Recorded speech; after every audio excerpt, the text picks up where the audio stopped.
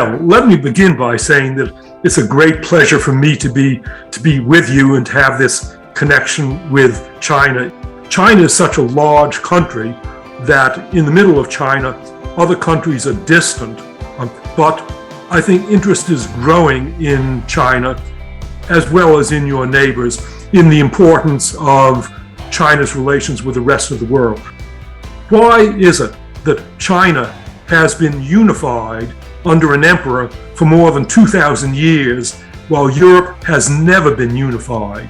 Why are Polynesians so similar to South Chinese? So I think those are questions that increasingly interest people in China, these questions of geography, which are also the questions of my book, Guns, Germs, and Steel.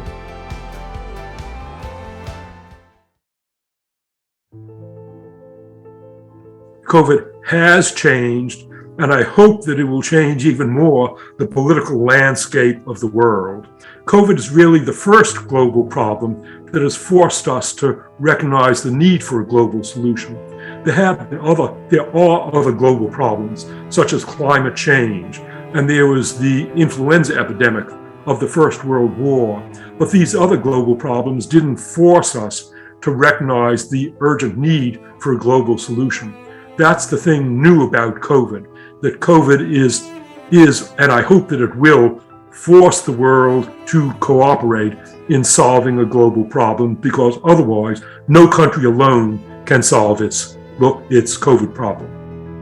In the short run, COVID may make poor countries much poorer, and rich countries certainly not richer, but rich countries are not going to get much poorer. The reason is that rich countries have the immediate resources, the vaccines, the ability to deal with COVID much more than poor countries. But in the long run, rich countries and poor countries are going to have to work together to solve the problem of COVID, because otherwise rich countries are just going to get reinfected with people coming from poor countries. For example, the United States shares a border with Mexico, and Mexico shares a border with some poor countries, Guatemala, Honduras, El Salvador, Nicaragua.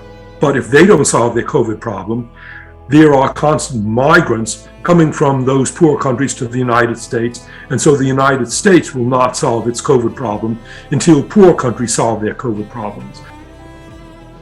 The pandemic will not end. There are some diseases that it is possible to eliminate. The disease smallpox, which was perhaps the worst disease of human history.